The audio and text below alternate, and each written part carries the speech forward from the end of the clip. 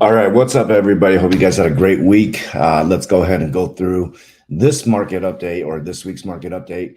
A lot of craziness, a lot of choppiness around the market during the entire week, except today. Today was a perfect trend day. Hope you took advantage on the downside. We'll take a look at a few things going into this video. So first thing is, just give you kind of a glance at the sector performance 1 week. We see that energy, XOM, XLE, Chevron, all the energy stocks ran up. The technology sector was, believe it or not, it was actually up. All right, and I'll show you in the charts in a little bit. What did get sold off is the scare on real estate. Going into next week, before I go into the charts, obviously we're all the entire market will be focused on the CPI data coming out on Thursday, 8:30 a.m. The US CPI year over year is expected to be at 8.1%. Okay. And now remember, when it came out on September 13th, we had a big waterfall slide off the markets because it came in hotter than expected, 8.3. In this particular CPI, we're still obviously a lot's going to be looked at, right? You're still looking at food costs, energy costs are on the rise again. Gas prices are on the rise due to OPEC cutting the production about a million barrels a day or something like that. That was the big news this week as well. It's causing the oil and energy stocks to run up. And so medical costs, medical services, shelter is the big one, right? Is that going down? Is inflation sticky? That's going to be the major question. And since the market's been selling off pretty hard in the last couple of days here, you got to think, are we pricing in some bad data? Now, the data does come out on Thursday, so we got 3 trading days before seeing that data. You got to think at some point, all right, if we keep dipping on Monday, it's going to start pricing in bad data, all right? We know so far that the Feds are intending to raise the rates to another 75 basis points in November. There's no October meeting, by the way. So, we'll take a look at the charts and see what we can ascertain here. But I'm wary of continuing to short the market at these levels, knowing that CPI is upon us. And when that bounce comes, it's going to be pretty ferocious. All right. And it's going to rip a lot of faces off. So just be careful going into this week. I know the sentiment on the macro level is pretty dim. We're headed into a potential recession in 2023, unless they change the definition again next week, or next year. But it is midterm year too, as well. So we're headed into elections. So a lot to digest, going into the next week and how we're going to look on a macro level. However, so that's the CPI. All right. The core CPI is expected year over year to be 6.5%. So that's going to be a big one as well. It's expected to be 6.5. If it comes in higher, then oh boy, it just proves that the Fed has a lot of work to do.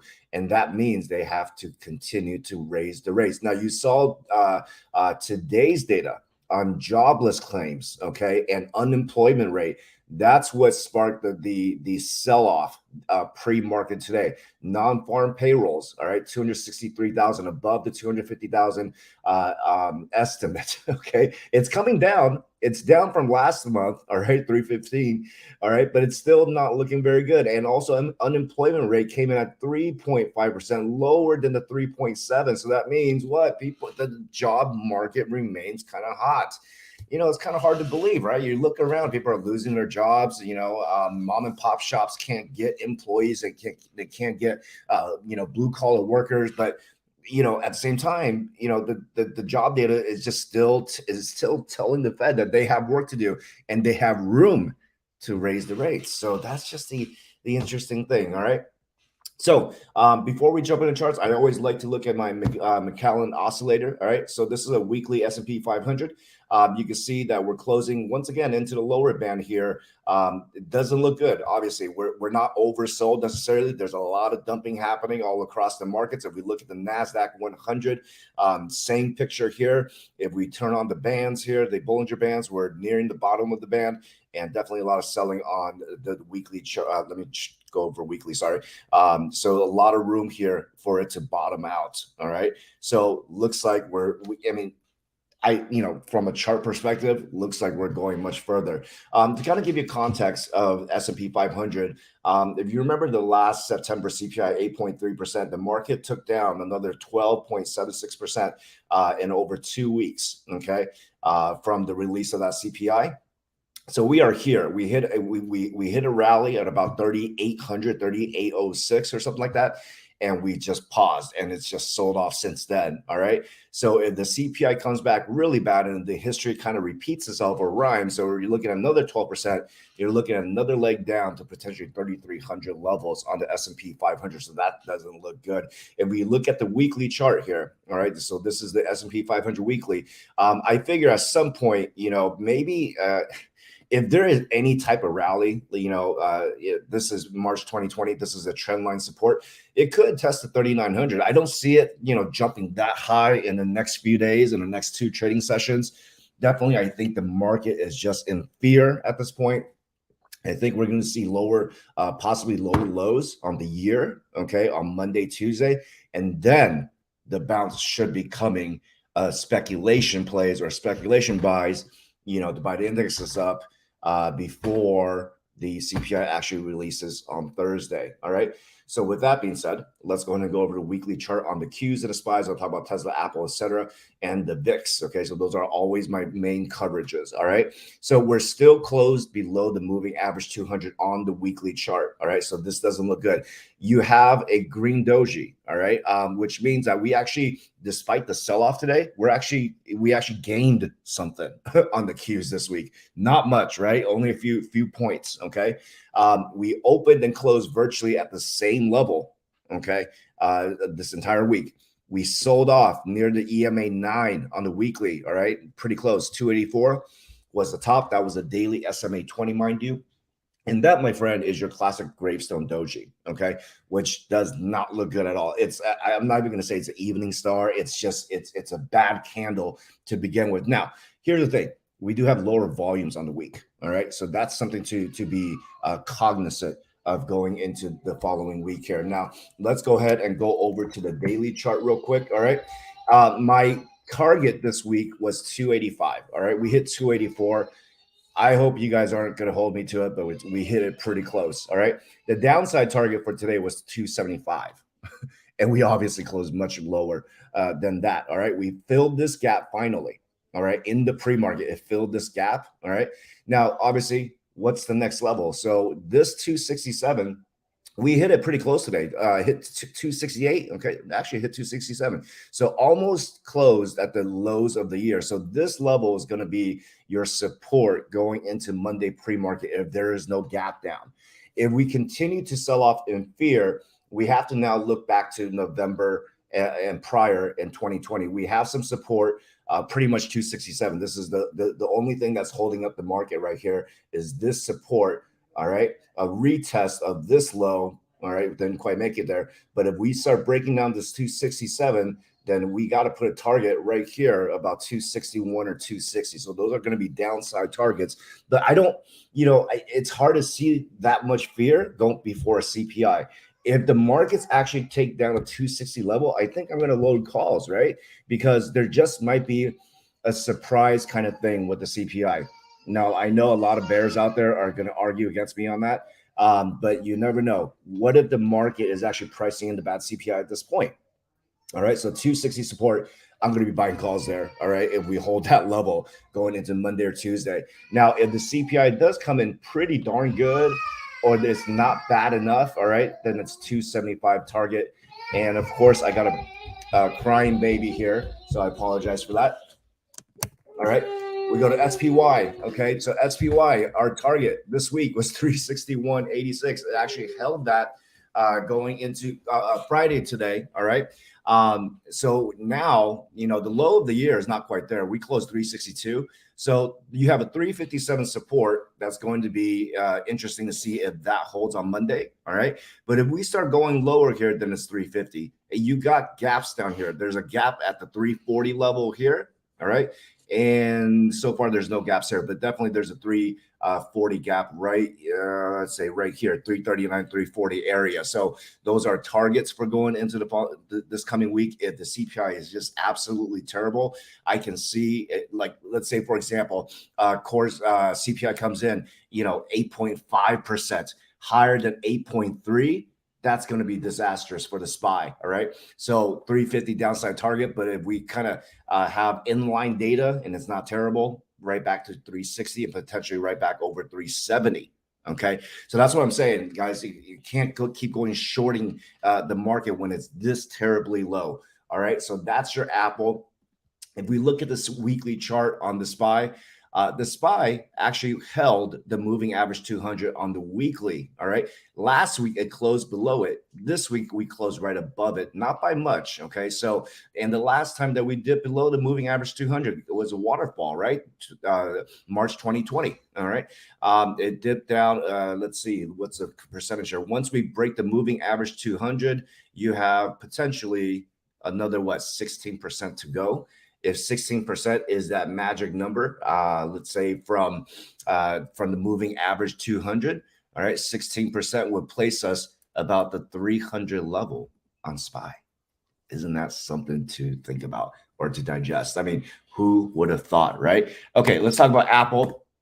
All right, Apple Weekly. All right, that's a shooting star on the downside. Okay.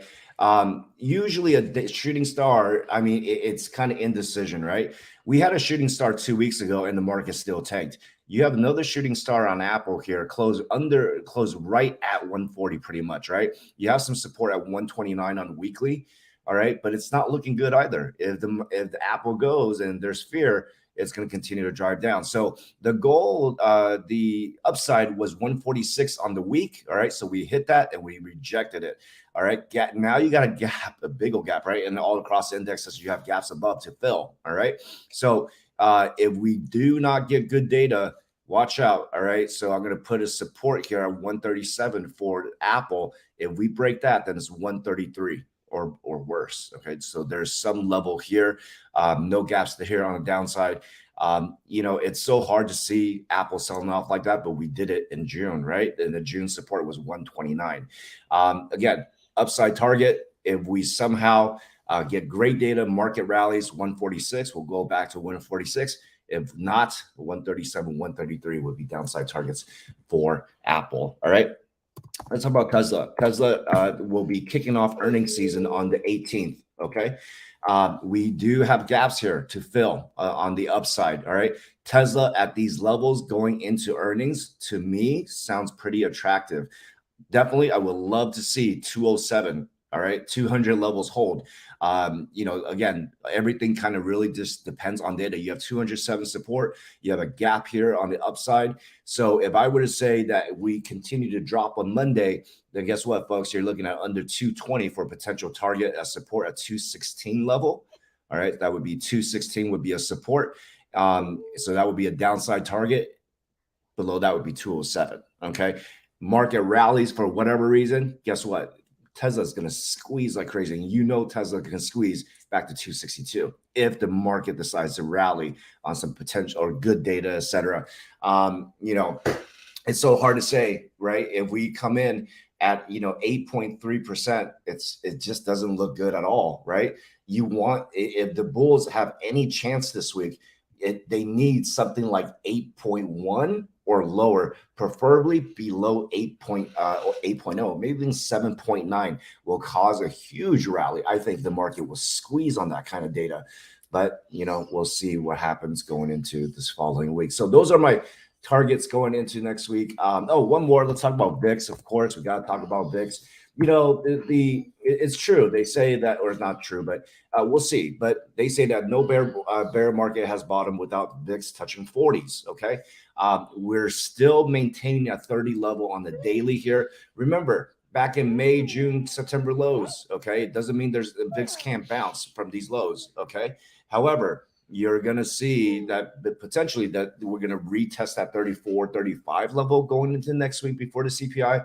If it's terrible, then yeah, bear market bottom might be coming. Capitulation, 40. on the VIX. Okay. We look at the weekly chart, got a weekly hammer. Okay, so that doesn't look good at all if you are a stock market bull. So yeah, it's like I said, play it day by day, folks. All right.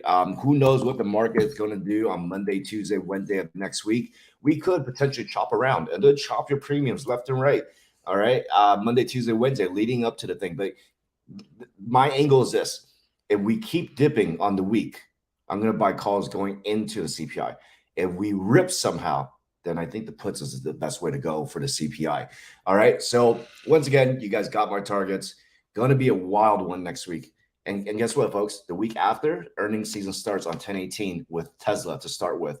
And the week after that, you have Amazon, Google, AMD. Well, we know AMD's earnings already. And then you have Apple earnings and Meta earnings, etc. At some point after all the CPI is done with, right? Let's say we tank. Let's say we tank like crazy. All right. The market's going to price in bad earnings. All right. So it makes it, I'll be the contrarian and just say, hey, if we did this bad going into the earnings, you better play calls, right? Because even though they may not have great earnings, it just might be good enough. All right, folks, have a great weekend, and I'll see